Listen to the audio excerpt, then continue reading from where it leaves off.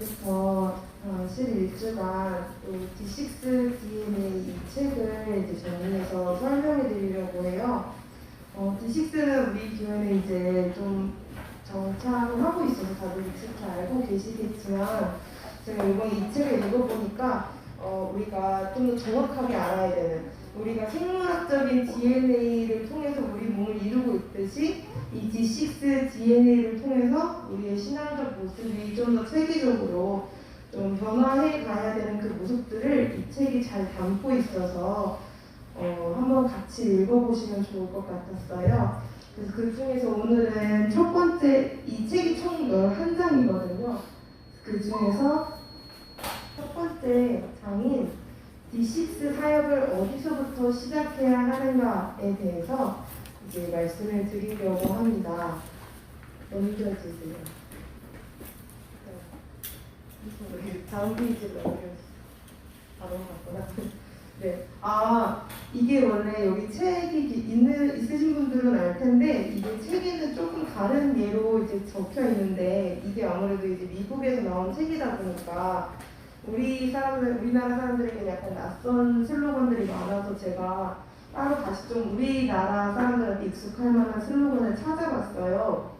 슬로건이 뭔지는 이제 아시죠? 이제 광고 같은 거는 짧은 걸로 그 어떤 제품의 특성과 뭔가 매력을 한 번에 딱 할 수 있는 그런 짧은 문구를 말하는데, 처음부터 보시면 Just Do It은 어떤 건지, 네, 그죠, 나이키죠. 두 번째 거는 저는 이게 되게 인상이 깊었어서 기억을 해서 찾아놨는데, 기억을 하실지 모르겠어요. 최근에 나왔던 거거든요. 먹는 제품의 슬로건이었어요. 지키고 싶은 따뜻함. 혹시 이거 아시는 분 있을까요?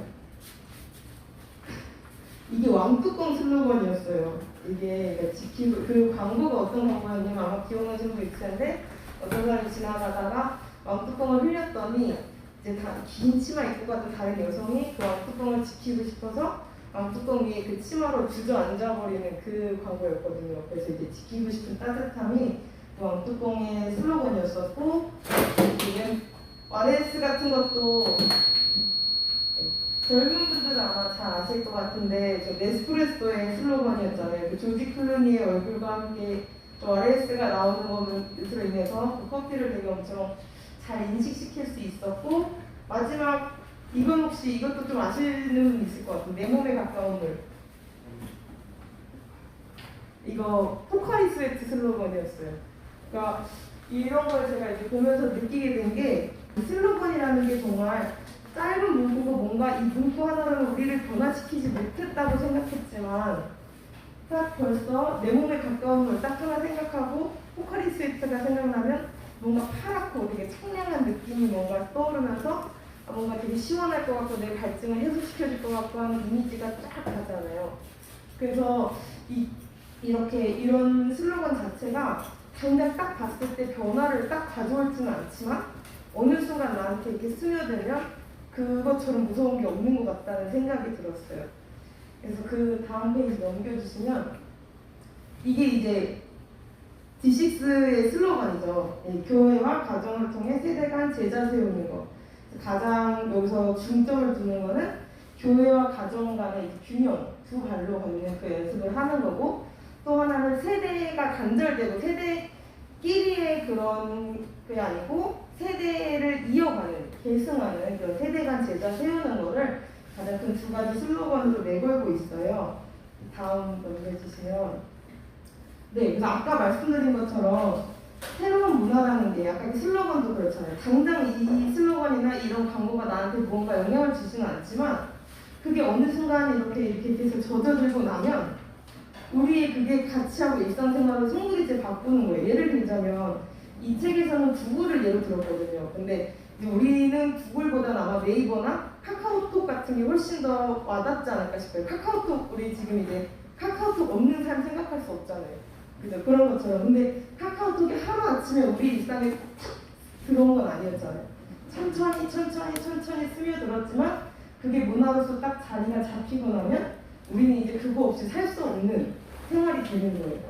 그러니까 그런 것처럼 이런 D6나 우리 신앙생활 역시 하루아침에 우리가 갑자기 신앙을 깊게 크게 얻고 이렇게 되지는 않지만, 우리가 매일매일 습관을 통해서 매일매일 접하고 매일매일 조금씩 젖어들다 보면 어느 순간 그래서 습관의 DNA가 바뀌어짐으로써 신앙적으로 건강해질 수 있다는 그런 모토로 이 D6를 준비하게 되었습니다.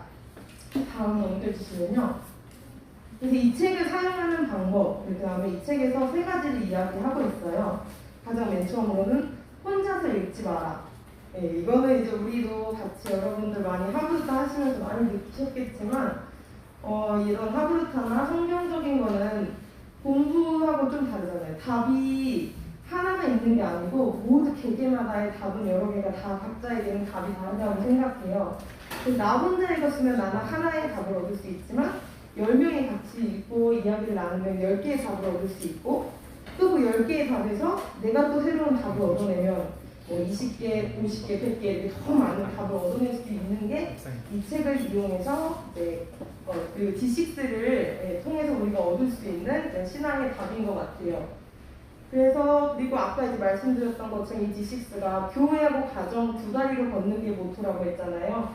그러니까 이제 책을 혼자서 읽지 않고 함께 읽으면서 먼저 우리 교회의 입장에서는 교회에게 우리가 우리 교회에게 지금 필요한 게 어떤 건지 적합한 게 어떤 것인지 찾는 게 첫 번째 우리가 또 생각해야 할 사용할 방법이고 이걸 또 이제 우리의 가정, 우리의 개개인에 적용한다면 각자의 삶에 적용해서 우리가 이제 변화에 대해서 어떤 믿음을 가지고서 계속 이렇게 나아가는 그 도구로서 이 책을 사용할 수 있다고 할 수 있습니다.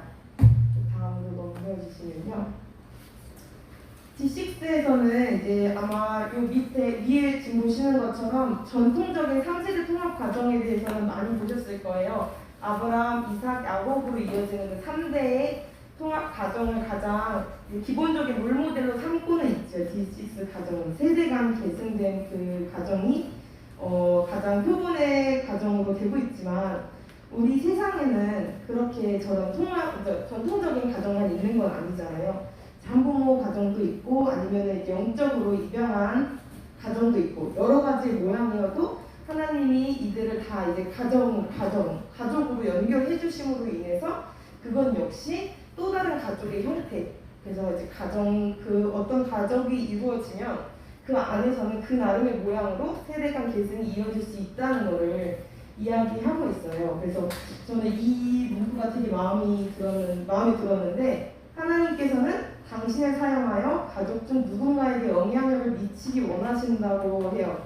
그러니까 이게 우리가 감사하게도 믿음의 가정에서 자라났다고 해도 그 안에서 또 누군가에게 내가 영향력을 미칠 수도 있고 믿음이 없는 가정에서 내가 믿음을 가지게 되었다면 그것 또한 누군가에게 영향을 미칠 수 있고 그리고 피로 이렇게 엮인 가족이 아니어도 영적 입양이라든지 영적인 교류를 통해서 신앙적인 가족을 이루어서 그 가족에게 영향력을 미치는 것 모두 다 이 D6에서 이야기하는 가정에 해당하는 모습입니다.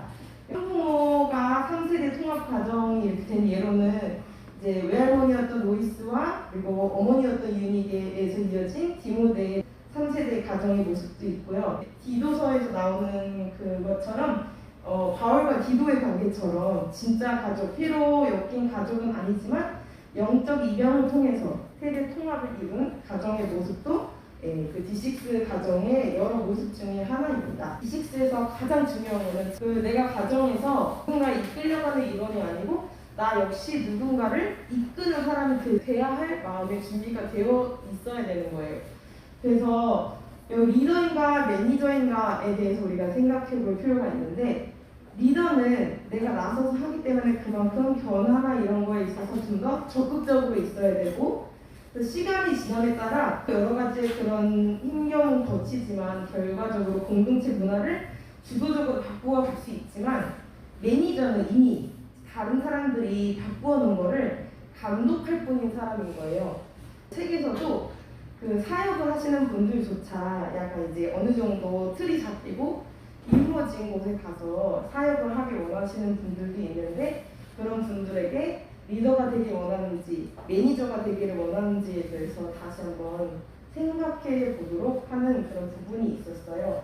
그래서 저 역시 약간 뭔가 매니저 같은 삶을 좀 지향하고 살아온 것 같긴 한데 이 딥식스에서는 내가 개개인이 모두가 리더라는 그런 마음으로 이 문화를 적극적으로 바꿔가려는 노력을 해야 할 것 같아요. 그리고 리더에 대해서 가장 큰 조건 중 하나는 그 긴급성을 느끼는 거예요. 재봉틀을 쓰지 않은 사람은 재봉틀이 얼마나 편하고 정말 이 효율성을 가지는지 모르기 때문에 바늘과 실로 계속 꿰매고, 그리고 좀 충격적인 예였는데 저희 사촌 언니가 일본에 살고 있는데 아직도 일본은 모든 그 학교 가정통신 선생님들이 수기로 해서 복사를 해가지고 이렇게 나눠준다고 하더라고요. 아직도 팩스가 돼 있고 이 전자적인 거를 못 받아들이게. 그러니까 근데 그것이 가져오는 엄청난 불편함을 모르는 거예요. 이전의 삶에만 계속 안주하려고 하기 때문에.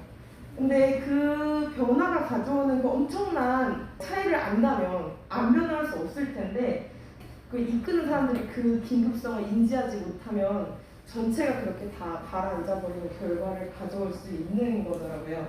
그래서 그 긴급성의 필요성은 그 변화함으로써 어떤 모델이 될지를 알고 있느냐, 알고 있지 못하느냐에 따라서 큰 차이가 나는 거고, 진솔한 리더, 그러니까 아까 제가 좀 전에 말씀드린 것처럼 일본의 그런 리더들은 진솔한 리더가 될 수 없는 거죠. 나머지 사람들이 이 위기 상황을 못 느끼고 있다는 걸 알면서도 자신들의 편의와 자신들의 그런 여러 가지 이익을 위해서 그런 위기 상황을 무시하고 있는 거니까. 그러니까 이 진솔한 리더일수록 다른 여자들이 위기 상황을 덜 느끼고 있다는 것을 알고 있어 결국 그 리더가 그만큼 변화에 있어서 그만큼 시급함을 알고 더 적극적으로 변해야 된다는 이야기이고요. 네. 그래서 지금도 이제 말씀드린 것처럼 우리가 변화의 중요성을 알아야 된다고 했잖아요. 근데 이제 아까 앞에서 뭐 구글이나 카카오톡 같은 것도 얘기했지만 그게 하루아침에 이루어진 일들은 아니었잖아요. 그러니까 문화적 변화를 이끌어내는 일은 정말 많은 시간이 걸려요. 그리고 우리 교회 같은 경우는 정말 저도 생각하기에 다른 교회에 비해서 세대 간의 이런 게 많이 잘 이루어진 편이라고 생각하지만, 다른 교회 같은 경우는 또 만약에 이런 D6를 할 때 이게 얼마나 시간이 걸릴지 아무도 몰라요. 그건 교회마다의 상황이고 우리도 앞으로 얼마나 더 변화하는데 시간이 걸릴지는 아무도 모르잖아요. 그러니까 이 속도라는 거에 대해서 너무 집착하기보다도 짧은 순간에 변화시켜서 성공해야겠다는 생각보다는 약간 이제 지혜를 가지고 세대 간 제자 훈련이라는 게 우리 아이들을 위한 훈련이 아니고 우리도 포함해서 우리와 우리 아이들 그리고 우리 부모님, 조부모님 이제 모든 세대에 관한 것임을 알고 좀 더 이제 긴급하게 변화를 이제 적극적으로 이끌어 나가야 할 것 같아요.